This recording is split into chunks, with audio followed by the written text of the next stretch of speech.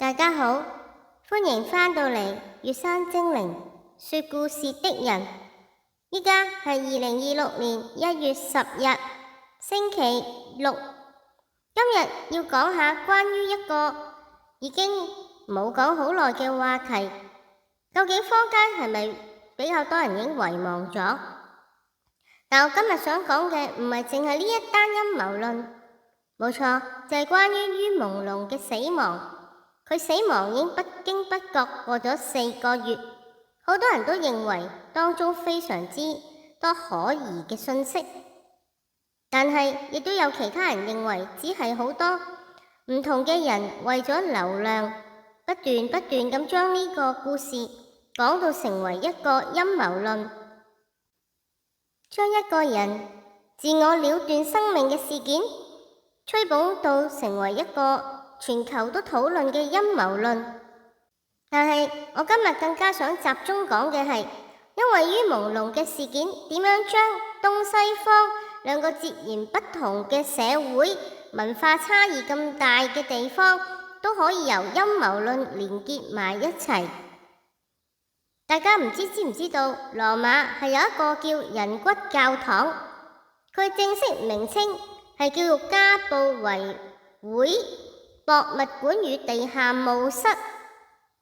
位於威尼托大道。呢一間加布維會聖母無原罪堂下方，佢其實係每日都會開放俾外界收錢10歐元，甚至乎有語音導讀6歐元。佢有咩特色？就地下墓室係有3700名加布維會修士嘅骸骨裝飾成為，而且當中有頭骨、骨骼同完整嘅修士遺骸，排列成各種複雜嘅圖案同埋拱門。呢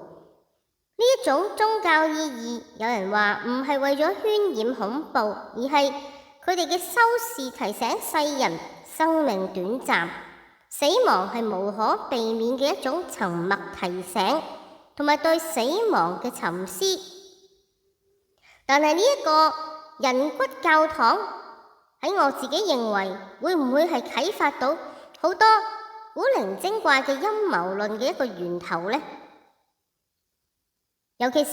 當呢個於朦朧逝世嘅事件之後，好多陰謀論家亦都將佢連結咗去西方有另一啲嘅陰謀論。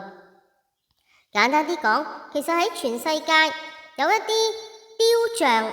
有好多人認為斷手斷腳嗰啲雕像，我哋經常都會見到啦，喺歐洲嘅城市。有人就話呢啲雕像裡面好似有人骨咁樣，但係呢啲好似有人骨嘅雕像就同頭先講直頭成副人骨嘅地下墓室係好唔同。有啲人可能係穿鑿附會，就話呢一啲仿似斷手斷腳嘅雕像裡面其實係用真實嘅人骨而整成。一個就同於朦朧死亡之後，有人傳說佢嘅遺體，甚至乎仲有以前有一啲死亡咗嘅演員明星嘅遺體，聯想成係有一啲人體嘅標本做咗出嚟，將佢哋嘅屍體做成一個人體標本，展示俾公眾睇，再就係嘲諷大家，話俾你知係啦，我哋擺明係殺咗呢啲人，你又奈我如何呢？特別喺早前，因為於朦朧嘅死亡不斷引起好多爭論之後，有人甚至乎認為北京798藝術館其中有啲展品係令人諗到好心寒，例如一個叫紅線牽鞋嘅展品，好多人就係諗同燒魂邪陣有關。網民亦都發現天津美術館又有類似嘅場景。大陸抖音平台傳出一段視頻，有市民去參觀天津美術館嘅時候，見到一個展區，地上擺放住數以千計嘅舊鞋，被一條條紅線穿埋一齊。鞋陣當中仲有好多用鐵鋤頭圍成好似棺材或者小船嘅物體，中間仲掛住一啲橙色或者藍色嘅燈泡。呢個展區燈光昏暗，氣氛詭異，感覺都係好恐怖。而且展出嘅鞋裏面有好多都係細路仔嘅鞋。呢個叫做無極任容嘅展覽，亦都同時有另一啲詭異嘅展品。而呢個展覽亦都將會喺1月18號完㗎啦。好多人就將呢啲嘢聯想為一齊。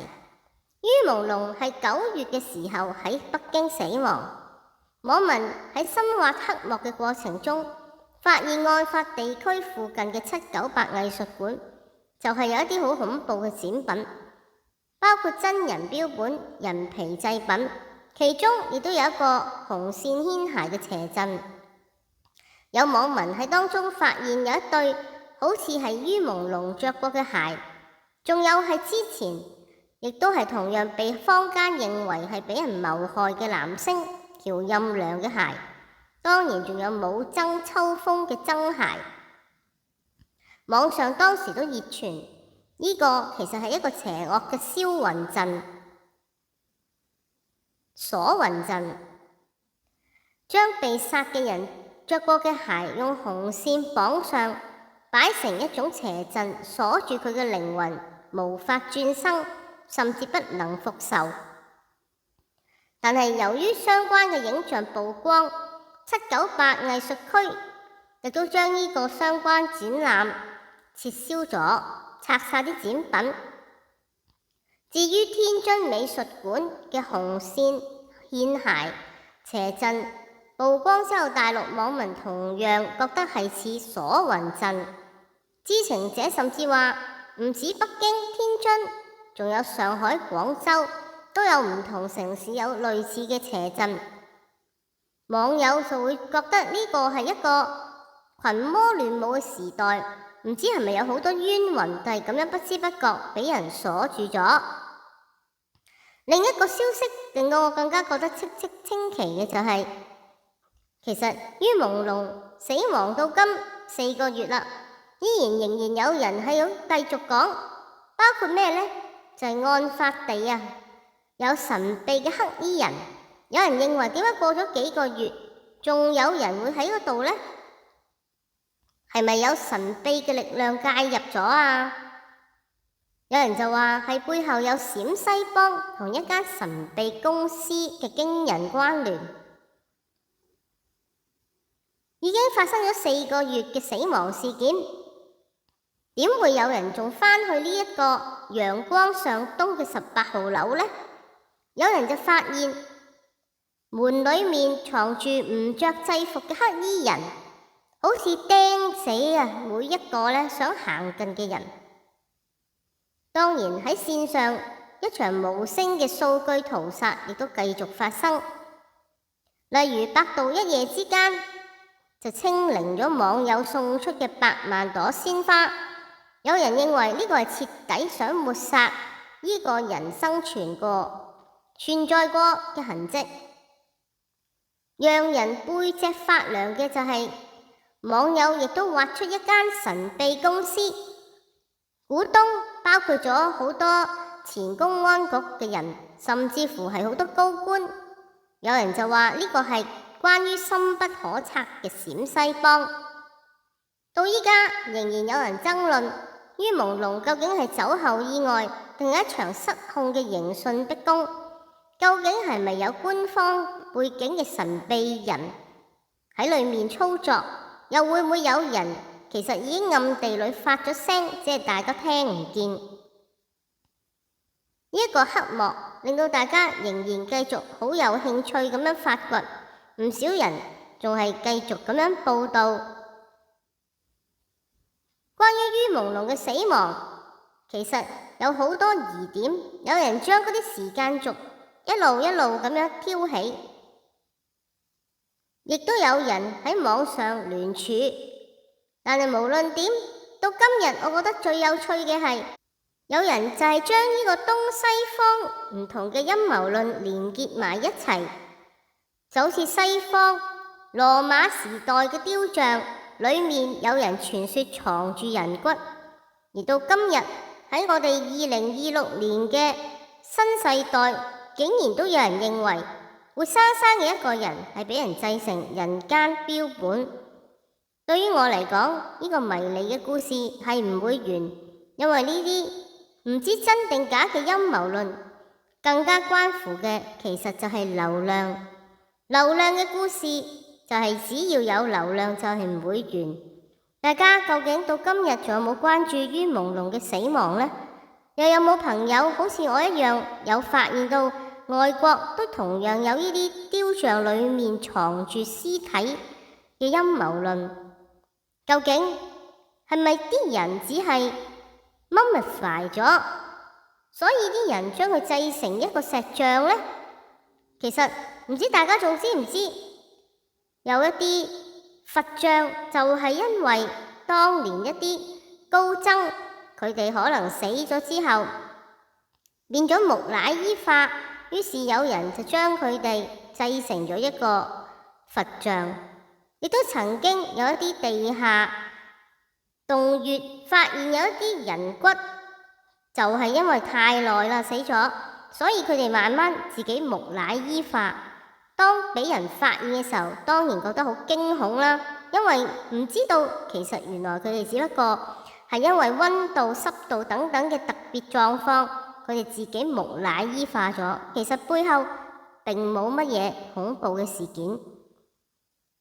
今日就同大家講到呢一度，不過我覺得可以細思一下，究竟陰謀論背後有幾多分真，有幾多分假，或者更加正確咁講，有幾多人係好想相信呢啲虛無縹緲嘅信息，或者似有還無嘅真相，你又點睇？下條片我哋再見啦，拜拜。歡迎大家嚟到月山精靈說故事的人呢一個 channel， 係為大家講唔同類型嘅故事，有奇幻，有迷離，有詭異，有啟發人心，期望為大家帶嚟更加多有趣嘅內容。歡迎你透過 PayMe、Super Thanks 或者轉數快去支持我，你哋嘅支持能夠令我更加有動力去製造更加多嘅內容俾你。我哋下一條片再見。